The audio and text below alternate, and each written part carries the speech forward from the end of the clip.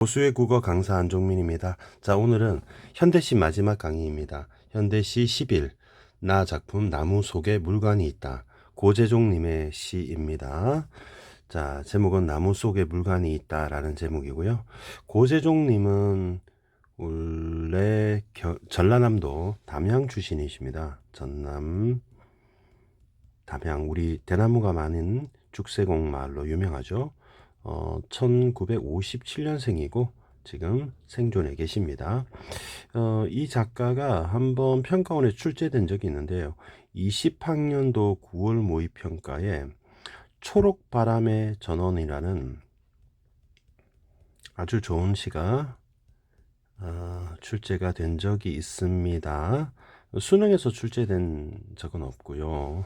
전문이 아니고 전원이라는 작품입니다. 그리고 수능에서 출제된 적은 없고 주로 경향이 농촌시 또는 생명, 그 다음에 어떤 자연 환경, 생태 뭐 요런 경향을 가지고 계신 분입니다. 나무를 관찰한 것 같고요. 자, 보기를 먼저 보겠습니다. 뒷부분에 보니까요, 그 겨울바람 속에 흔들리는 감나무를 보게 됩니다. 그리고 중심을 잡으며 생명을 지탱할 수 있는 존재의 생명의 이치에 대한 깨달음을 전하고 있답니다. 자, 보기만 가지고 대충 파악을 할 수가 있겠네요. 화자는 무조건 나일 테고요. 드러났는지는 살펴봐야 되겠습니다. 우리라고 드러났네요. 우리라고 드러났네요. 그 다음에 나라고 대놓고 드러나진 않았고 우리가 나옵니다. 그러면 명시적으로 드러났다고 볼 수 있습니다. 대상은 이제 감나무고요. 나무 중에 감나무, 대나무인 줄 알았더니 감나무네요. 상황은 관찰을 합니다. 겨울나무는 생명을 지탱하고 있고요. 심리는 이제 생명을 통해서 얻은 깨달음, 그죠? 깨달음, 생명에 대한 깨달음이 있습니다. 우리 자연과 생태주의라는 경향을 갖고 있죠. 자, 한번 보겠습니다. 잦은 겨울 바람 속에서, 그러면 겨울나무 입장에서는 바람과 겨울이라고 하는 것은 시련이 되겠죠. 그 감나무를 보면이라고 관찰을 하는 겁니다. 그럼 화자의 상황이 되는 것이고요.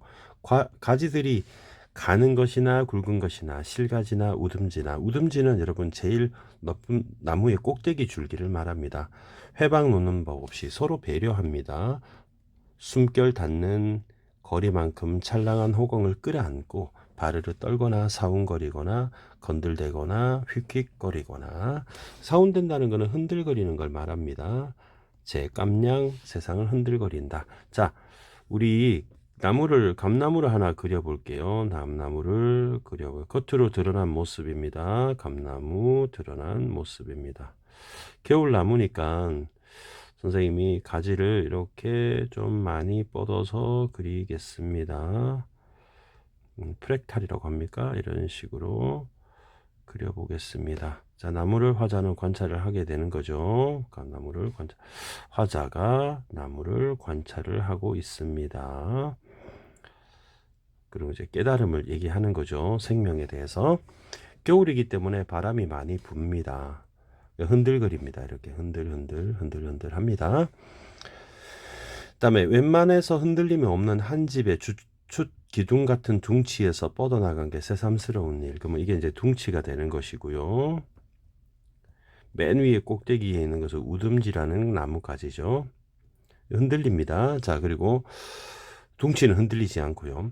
더더욱 실가지 하나에 조망만한 새의 무게를 둥치를 타고 내려야 땅 속에 깜깜한 거를 칠흑이라고 하죠. 그 중에서 뻗어 실뿌리까지 흙사태까지 미쳐 그 무게를 견딜 힘을 우듬지까지 올려보내는 땅 힘을 말합니다. 땅 힘의 배려로라고 되어 있습니다. 자, 그러면 이제 나무에서 이제 뿌리도 있죠. 뿌리가 이렇게 안 속에 있을 텐데 보이지는 않습니다만은 이렇게 뿌리가 뻗어 있을 텐데, 뿌리가 힘을 지탱해서 위로 올려보낸다 이렇게 표현을 하고 있네요. 그 다음에 가지 어느 하나라도 대바람에도 꺾이지 않습니다. 그러면 꺾이지 않는 건 좋은 거죠. 그러면 위기 시련을 극복하는 모습. 우리는 감동을 모르고 살았다. 그럼 감동을 나는 느낀다. 이렇게 보시면 되겠죠. 자, 그러면 화대상심에서 화자는 자연을 통해서 감동을 느꼈습니다. 그럼 무엇에 대한 감동과 무엇에 대한 깨달음이냐? 생명력에 대한 깨달음입니다. 조금 구체적으로 말해 볼까요? 어떤 시련을 견뎌내는 그런 힘을 보고 감동을 받았습니다. 평범한 사물에서 어떤 진리를 깨달았네요. 생명에 대한 어떤 힘을 발견하게 됩니다. 자, 그러면 어느 정도는 파악을 한 것 같고요. 자, 그러면 표현 한번 해보겠습니다. 잦은 바람 속의 겨울나무를 보면 시각적이네요. 그다음에 가지들이 가는 것, 굵은 것, 실가지이거나 이런 것도 어미 반복입니다. 어미 반복. 그다음에 어미 반복. 이거나 할 때 이다에 거나가 붙었습니다. 하거나 먹거나처럼 서로 해방하는 놈 없이 그럼 의인법이고요. 숨결 닿는 숨결도 의인법이죠. 찰랑한 호공을 끌어안고 의인법이죠. 바르르 음성 상징어 사용되었습니다. 떨거나 시각적이고요. 사운거리거나 이게 뜰거나 사운거리거나 개거나 후리거나 휙휙 음성 상징어 사용되었고요. 시각적 심상입니다. 흔들거린다. 현재법 사용되었습니다. 자기 분수에 맞게끔 살아간다는 거죠. 웬만해서 흔들림 없는 한 집의 주축 기둥 같은 직유법이죠. 둥치여서. 둥치는 흔들리지 않는데 우듬지 실가지는 흔들립니다. 뻗어가 새삼 신기한데 화자는 신비함을 느낍니다. 화대상심에서 신비함도 신기하다 이런 것도 적어볼게요. 신기하다. 신기해하고 있습니다. 생명에 대해서 어떻게 이렇게 죽지 않고 살아나는지. 더욱 실가지 하나에 조망만한 새의 무게를 둥치를 타고내요. 굉장히 생명력이 있네요. 칠흑 땅 속에 그 중에 깊이 뻗은 실뿌리 흑사대 미쳐 시각적이고요. 파란색으로 하겠습니다. 표현이니까 시각적이고요. 그 무게를 견딜 힘을 다치 우듬까지 올려보내는 상승적이네요. 깡심의 배려로 배려. 상가지는 살아있는 가지는 어느 하나라도 대바람에도 시련을 말합니다. 꺾이지 않는 당참을 보여주는가. 영탄법이라 볼 수 있어요. 느낌표로 볼 수 있겠죠. 자, 감탄사를 사용했고요. 영탄법 을 사용했습니다. 우리라고 하는 화자를 확대해서 얘기를 하고 있습니다. 화자를 보편성을 얻어서 우리 모두라고 감동을 모르고 살았으니까 약간 성찰도 들어있는 것 같아요. 혼자서 말하는 독백적 어조를 사용하고 있고요. 문제 한번 풀어보겠습니다. 가나의 공통점. 이번에 나는 이렇게 할게요. 자, 거나라는 어미를 반복했습니다. 그래서 5가 되니까 정답이 1번이 되겠네요.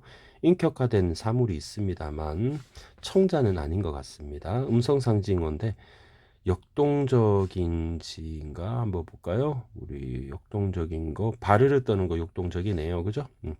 그다음에 계절감이 드러난다. 그죠? 겨울이니까 공간 이동은 아닙니다. 그냥 한 곳에서 나무를 관찰합니다. 자, B 부분은 이 부분입니다. 2번 문제. 우리는 감동을 모르고 살았대요.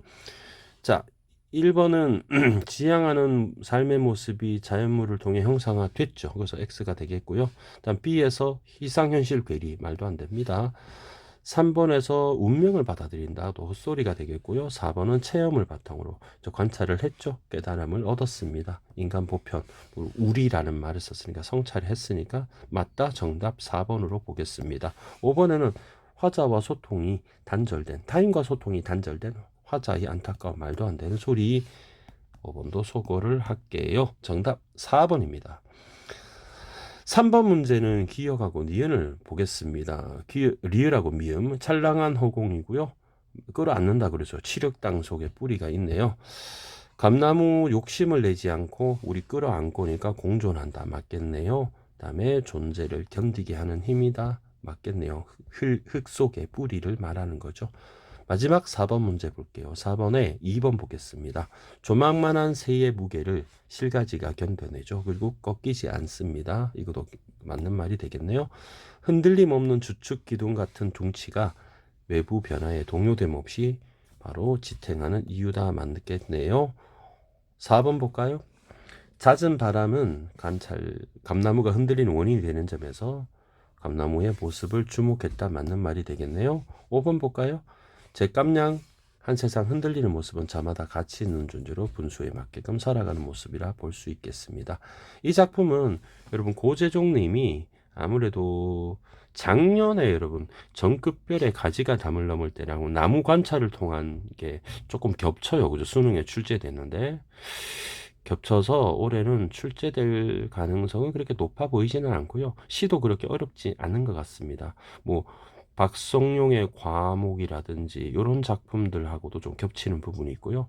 그다음에 20학년도 9월 모의고사에 출제되긴 했지만 조금 가깝죠. 그리고 그 정도로 보면 되겠습니다. 자, 그럼 다음 강의에 또 만나보겠습니다. 고수의 국어는 항상 최선을 다할 것을 약속드립니다. 여러분 감사합니다.